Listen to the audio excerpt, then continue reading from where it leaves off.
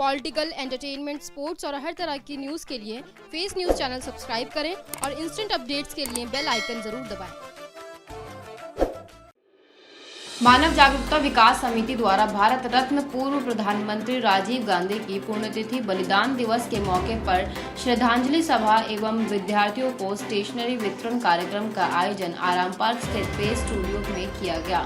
समिति के अध्यक्ष डॉक्टर मुश्ताक अंसारी की देखरेख में आयोजित इस कार्यक्रम में यमुनापार विकास बोर्ड, दिल्ली सरकार के पूर्व वाइस चेयरमैन अभिजीत सिंह गुलाटी, दिल्ली प्रदेश कांग्रेस कमेटी के प्रवक्ता अनुज आत्रे, सर्वकोण वोल्टेज स्टेबलाइजर कंपनी के CMD हाजी कमरुद्दीन सिद्दीकी, कांग्रेस नेता मुजीबुर रहमान सिद्दीकी, विधिक एवं मानवाधिकार विभाग दिल्ली प्रदेश कांग्रेस कमेटी के महासचिव हरीश गोला एडवोकेट, ब्लॉक कांग्रेस अध्यक्ष विजय गिलोत्रा,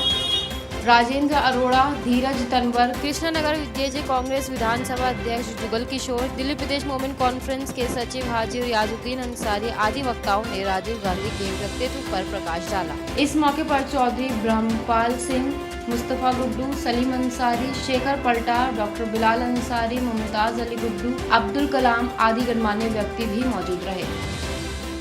मुझे बहुत फख्र है उस नेता के ऊपर कि जो शायद इतने हैंडसम प्राइम मिनिस्टर उस टाइम में दुनिया में कोई नहीं था जितने हैंडसम राजीव गांधी जी थे। जब हम विदेशों में जाता था, मुझे बहुत मौका मिला दूसरी कंट्रियों में ट्रैवल करने का, और वहाँ के जो लोग सबसे पहले ये क्वेश्चन करते थे कि have you met Rajiv Gandhi. Rajiv Gandhi इतने खूबसूरत हैं, इतने हैंडसम हैं कि कोई भी दुनिया का प्राइम मिनिस्टर उनके सामने नहीं टिकता। और वो हैंडसम ही ऊपर से, फेस से ही नहीं थे, बॉडी से ही नहीं थे, उनका दिल भी बहुत हैंडसम था, दिल भी बहुत उपसरीचा हुआ था, दिल भी ऐसा था कि उनके DNA में कूट कूट कर भारत की प्लानिंग भरी हुई थी। भारत को कैसे मजबूत बनाना है, कैसे युवा को शिक्षा देनी है, कैसे युवाओं को अनएम्प्लॉयमेंट से दूर करना है, काम दिलवाना है, उनको बिजी रखना है और उनको देश के उत्थान के लिए तैयार करना है। ये सारी खूबियाँ उस टाइम में जब शुरू हुई, उनके रिजल्ट भी अब आ रहे हैं। अब आप ये देखिए कि कितनी एफिशिएंसी काम में आ गई है। पहले बैंकों में 50-50, 100-100, 200-200 आदमी काम करते थे। जब से कंप्यूटराइजेशन हुई है, थोड़े से आदमियों में ही वो मेंटेन हो जाता है और एफिशिएंसी भी आती है, गलती होने के भी कम चांसेस होते हैं। तो मेरे कहने का मतलब ये है कि जो डेवलपमेंट का रास्ता राजीव गांधी जी ने अपनाया, वो आज भी और हमेशा उनको, जब भी हम लोग उनको यूज़ करते हैं, इस्तेमाल करते हैं,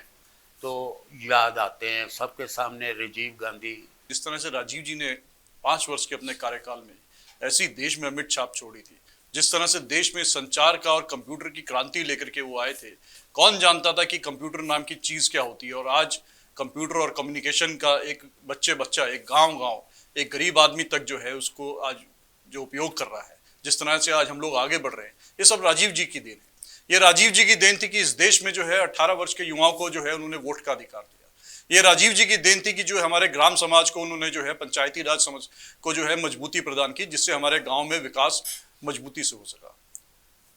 लेकिन राजीव जी के विचारों से, उनके कार्य प्रणाली से लेकर के वर्तमान की जो देश में माहौल चल रहा है, मुझे लगता है उससे कहीं कोई बहुत बड़ी कमी है। आज अगर वर्तमान में अगर हमारे जो शासक हैं, जो वर्तमान में जो हमारे सरकारें चल रही हैं, थोड़ा सा भी अगर राजीव जी से प्रेरणा लेकर के उनकी हिसाब से अगर काम करें तो आज देश का माहौल सुधर सकता है। लेकिन जिस तरह से देश में आज फूट डालो और बांटो और आपस में एक नफरत का माहौल पैदा किया जा रहा है, मुझे लगता है राजीव जी ने इस देश की ऐसी कल्पना नहीं की थी। राजीव जी ने तो ऐसी कल्पना की थी, इस देश को ऐसा मजबूत देश बनाया था कि हमारे युवाओं के हाथ में जो है कंप्यूटर और लैपटॉप की एक सोच उनकी थी कि जिसका निश्चित तौर पे हमारे देश के युवाओं को लाभ मिला है। लेकिन आज उसी चीज को लेकर के देश को तबाही के रास्ते पर ले जाने का काम जो ये कर रहे हैं, हम चाहते हैं कि वर्तमान की सरकारें अगर उनसे काम करना नहीं आता तो राजीव जी के व्यक्तित्व पर, उनके कैरेक्टर के ऊपर नजर मारे और जो उनकी कार्यप्रणाली से उससे थोड़ा बहुत सीख ले तो हमारा देश बहुत आगे बढ़ सकता है और वापस हम लोग उसी प्यार की तरह से, प्यार से जो है आपस में रह सकते हैं। आज देश को, भारत देश को खास तौर से राजीव गांधी जैसे नेताओं की सख्त जरूरत है, क्योंकि देश बड़े आर्थिक संकट के दौर से गुजर रहा है, बेरोजगारी है, महंगाई है, और उन सब के बावजूद जो है सरकार का इस ओर बिल्कुल ध्यान नहीं है। मौजूदा सरकार जो है धर्म की, जो हिंदू मुस्लिम की जो राजनीति है उस पर उनका ज़्यादा मुझे लगता है कि फोकस है, जो कि आगे आने वाले टाइम में इसके दुष्परिणाम हमें देखने को मिलेंगे। इसके अलावा अगर राजीव गांधी जी की बात करें तो वो एक सक्षम और जो है शिक्षित नेता थे,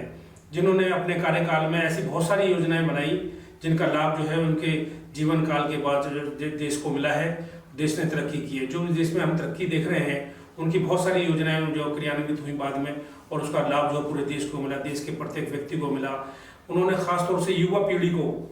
जो युवा वर्ग है उसको वोट देने का अधिकार तो उम्र तो घटाई, उसके साथ साथ युवा वर्ग को जो है राजनीति के साथ जोड़ा। और राजनीति में जो आज हम देख रहे हैं युवाओं का जो प्रवेश हुआ है वो राजीव गांधी के टाइम के बाद ही हुआ है। तो आज ऐसे देश के उनकी जो पुण्यतिथि पर मैं यही जो है समाज से कहना चाहूँगा, देश से कहना चाहूँगा कि उनकी जो विचारधारा है उसको अपनाने की जरूरत है, और ऐसे नेताओं से हमें यही हमारी सच्ची श्रद्धांजलि हुई कि हम उनके पद चिन्हों पर चलकर जो देश के लिए, राष्ट्रहित के लिए कार्य करें।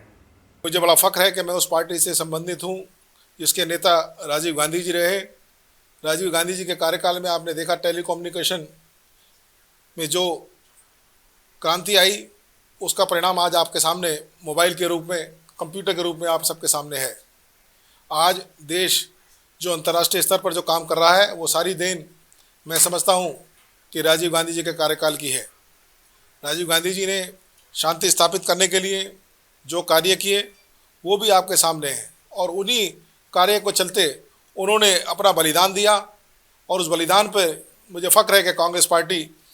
उस पार्टी के नेताओं में से मैं समझता हूँ राजीव गांधी जी अग्रणी रहे कि जिन्होंने शांति स्थापित करने के लिए अपने प्राण न्यौछावर किए। राजीव गांधी जी वो एक ऐसी शख्सियत, दूरदर्शिता का वो एक जीती जागती मिसाल थे।